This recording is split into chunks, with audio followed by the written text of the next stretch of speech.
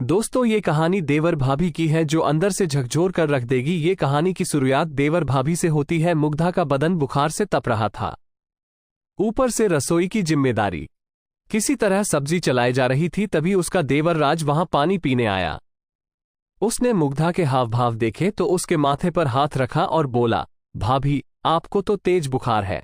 हाँ, मुग्धा ने कमजोर आवाज में कहा। सुबह कुछ नहीं था, दोपहर से अचानक। भैया को बताया?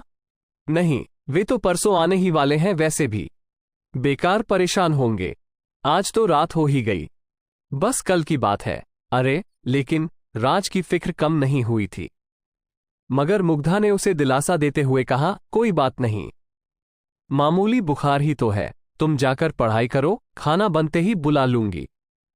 खाना बनते ही बुला लूंगी। मुग्धा की नकल उतारकर चिढ़ाते हुए राज ने उसके हाथ से बेलन छीना और बोला, लाइए, मैं बना देता हूं, आप जाकर आराम कीजिए।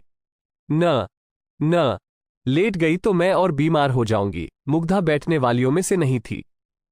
वो बोली, हम दोनों मिलकर बना लेते हैं, और वे दोनों मिलकर खाना बनाने लगे। मुग्धा का पति विनय कंपनी के किसी काम से 3 दिनों के लिए बाहर गया हुआ था।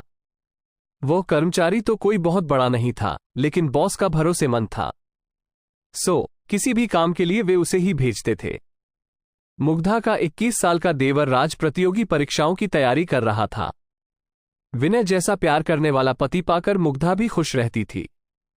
कुछ पति की तनख्वाह और कुछ वो खुद जो निजी स्कूल में पढ़ाती, दोनों से मिलाकर घर का खर्च अच्छे से निकल आता।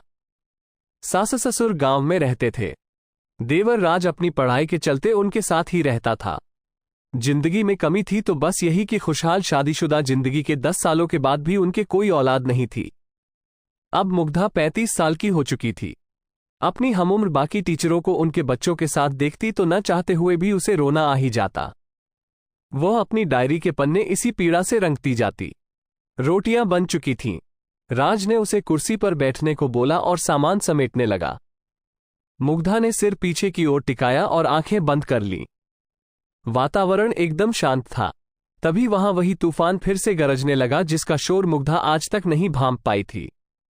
राज की गर्दन धीरे से मुग्धा की ओर घूम चुकी थी। वो कंखियों से मुग्धा की फिटिंग वाली समीज में कैद उसके उभारों को देखने लगा था। मुग्धा की सांसों के साथ जैसे जैसे वे ऊपर नीचे होते, वैसे वैसे राज के अंदर का शैतान जागता जाता।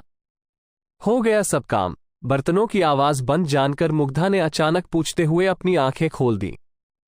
राज हकपका गया और बोला, हाँ भाभी, बस हो ही गया, कहकर राज ने जल्दी जल्दी बाकी काम निपटाया और खाने की चीजों को उठाकर मेज पर ले गया। मुग्धा ने मुश्किल से 2 रोटियां खाईं, वो भी राज की जिद पर। वो जबरदस्ती सब्जी उसकी प्लेट में डाल दे रहा था। खाने के बाद मुग्धा सोने जाने लगी तो राज बोला, भाभी, 15 मिनट के लिए आगे वाले कमरे में बैठिए ना, मैं आपके लिए दवा ले आता हूं। अरे नहीं, रात भर में उतर जाएगा। मुग्धा ने मना किया, लेकिन राज कहां मानने वाला था। मैं पास वाले केमिस्ट से ही दवा लेकर आ रहा हूं भाभी, जहां से आप मंगाती हैं हमेशा। दरवाजा बंद कर लीजिए, मैं अभी आया, कहता हुआ वो निकल गया। मुग्धा ने दरवाजा बंद किया और सोफे पर पैर ऊपर करके बैठ गई। राज ने तय कर लिया था कि आज तो वो अपने मन की करके ही रहेगा। इस बीच केमिस्ट की दुकान आ गई। क्या बात है राज बाबू? केमिस्ट ने राज को खोया सा देखा तो पूछा। राज का ध्यान वापस दुकान पर आया। दवा चाहिए थी, उसने जवाब दिया। अबे तो यहां क्या मिठाई मिलती है? केमिस्ट उसे छेड़ते हुए बोला। वो उसका पुराना दोस्त था। राज मुस्कुरा उठा और कहा, अरे जल्दी देना, जल्दी देना। बड़बड़ाते हुए केमिस्ट ने हैरत से उसकी ओर देखा। कौन सी दवा चाहिए, ये तो बता। राज को याद आया कि उसने तो सचमुच कोई दवा मांगी ही नहीं है। उसने ऐसे ही बोल दिया, भाभी की तबीयत ठीक नहीं है, उन्हें बुखार है, जरा नींद की गोली देना। नींद की गोली बुखार के लिए, सोचते हुए केमिस्ट ने उसे देखा। वो खुद भी मुग्धा के हुस्न का दीवाना था। हमेशा उसके बारे में चटकारे ले लेकर बातें किया करता था। उसने राज के मन की बात ताड़ ली। ऐसी बातों का उसे बहुत अनुभव जो था। उसने नींद की गोली के साथ बुखार की भी दवा दे दी। राज ने लिफाफा जेब में रखा और तेजी से वापस चलने को हुआ कि तभी केमिस्ट चिल्लाया, अरे भाई, खुराक तो सुन ले। राज को अपनी गलती का एहसास हुआ। वह काउंटर पर आया। केमिस्ट ने उसे डोज बताई और आंख मारते हुए बोला, यह नींद वाली एक से ज्यादा मत देना, टाइट चीज है। अबे क्या बकवास कर रहा है। राज के मन का डर उसकी जबान से बोल पड़ा। उसकी तो चोर की दाढ़ी में तिनका वाली हालत हो गई। वह जाने लगा। केमिस्ट पीछे से कह रहा था, अगली बार हमको भी याद रखना दोस्त। राज उसको अनसुना करता हुआ आगे बढ़ गया। घर लौटने पर डोरबेल बजाते ही मुग्धा ने दरवाजा खोल दिया और बोली, यहीं बैठी थी लगातार। जी भाभी, आइए अंदर चलिए, राज ने अपने माथे से पसीना पोंछते हुए कहा। मुग्धा अपने कमरे में आकर लेट गई। राज ने उसे पहले बुखार की दवा दी। मुग्धा दवा लेकर सोने के लिए लेटने लगी तो राज ने उसे रोका। भाभी, अभी एक दवा बाकी है, कितनी सारी ले आए भैया? मुग्धा ने थकी आवाज में बोला और बाम लेकर माथे पर लगाने लगी। भाभी दीजिए, मैं लगा देता हूँ, कहकर राज ने उससे बाम की डब्बी ले ली और उसके माथे पर मलने लगा। थोड़ी देर बाद उसने मुग्धा को नींद वाली गोली भी खिला दी और लिटा दिया। राज उसका माथा दबाता रहा। थोड़ी देर बाद उसने पुष्टि करने के लिए मुग्धा को आवाज दी।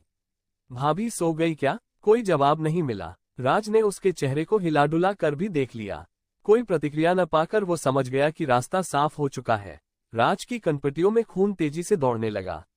वो बत्ती जलती ही छोड़ मुग्धा के ऊपर आ गया। मर्यादा के आवरण प्याज के छिलकों की तरह उतरते चले गए। कमरे में आए भूचाल से मेज पर रखी विनय मुग्धा की तस्वीर गिरकर टूट गई।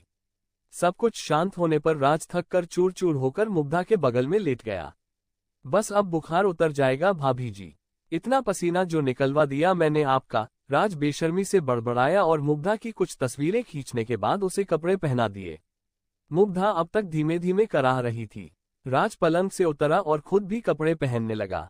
तभी उसकी नजर आधी खुली दराज पर गई। भूल से मुग्धा अपनी डायरी उसी में छोड़ी हुई थी। राज ने उसे निकाला और कपड़े पहनते पहनते उसके पन्ने पलटने लगा।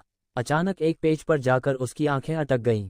वो अभी अपनी कमीज के सारे बटन भी बंद नहीं कर पाया था, लेकिन उसको इस बात की परवाह नहीं रही। वो अपलक उस पन्ने में लिखे शब्दों को पढ़ने लगा। उसमें मुग्धा ने लिखा था, बस अब बहुत रो लिया, बहुत दुख मना लिया औलाद के लिए। मेरा बेटा मेरे पास था और मैं उसे पहचान ही नहीं पाए। जब से मैं यहाँ आई, उसे बच्चे के रूप में देखा तो आज अपनी कोख के बच्चे के लिए इतनी चिंता क्यों? मैं बहुत जल्दी राज को कानूनी रूप से गोद लूंगी। राज की आंखों के आगे अंधेरा छाने लगा। वो सिर पकड़कर वहीं बैठ गया और जोर जोर से रोने लगा। फिर भागकर मुग्धा के पैरों को पकड़कर अपना माथा उससे रगड़ते हुए रोने लगा। भाभी, मुझे माफ कर दो। यह क्या हो गया मुझसे? अचानक राज का ध्यान मुग्धा के बिखरे बालों पर गया। उसने जल्दी से जमीन पर गिरी उसकी हेयर क्लिप उठाई और मुग्धा का सिर अपनी गोद में रखकर बालों को संवारने लगा। वो किसी मशीन की तरह सब कुछ कर रहा था। हेयर क्लिप अच्छे से उसके बालों में लगाकर राज उठा और घर से निकल गया। अगली सुबह तकरीबन 8 बजे मुग्धा की आंखें खुलीं। उसका सिर अभी तक भारी था। घर में भीड़ लग चुकी थी। एक आदमी ने आखिरकार बोल ही दिया, देवर भाभी के रिश्ते पर भरोसा करना ही पागलपन है। मुग्धा के सिर में जैसे कट लगा। वो सवालिया नजरों से उसे देखने लगी। तभी इलाके के पुलिस इंस्पेक्टर ने प्रवेश किया और बताया, आपके देवर राज की लाश पास वाली नदी से मिली है। उसने रात को खुदकुशी कर ली। मुग्धा का कलेजा मुंह को आने लगा।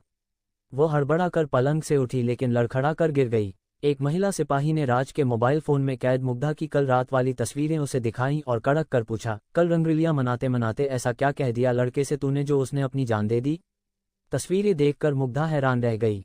अपनी शारीरिक हालत से उसे ऐसी ही किसी घटना का शक तो हो रहा था, लेकिन दिल अब तक मानने को तैयार नहीं था। वो फूट फूट कर रोने लगी। इंस्पेक्टर ने उस महिला सिपाही को अभी कुछ न पूछने का इशारा किया और बाकी औपचारिकताएं पूरी कर वहां से चला गया। धीरे धीरे औरतों की भीड़ भी छटती गई। विनय का फोन आया था कि वह आ रहा है, घबराए नहीं, लेकिन मुग्धा बस सुनती रही। उसकी सूनी आंखों के सामने राज का बचपन चल रहा था। जब वो नई नई इस घर में आई थी, दोपहर तक विनय लौट आया और भागते हुए मुग्धा के पास कमरे में पहुंचा। वो जड़वत अभी भी पलंग पर बैठी शून्य में ताक रही थी। विनय ने उसके कंधे पर हाथ रखा, लेकिन मुग्धा का शरीर एक ओर लुढ़क गया। मुग्धा, मुग्धा, चीखता हुआ विनय उसे झकझोरे जा रहा था, पर मुग्धा कभी न जागने वाली नींद में सो चुकी थी। ऐसे ही क्राइम कहानी सुनने के लिए हमारे चैनल को सब्सक्राइब जरूर करें।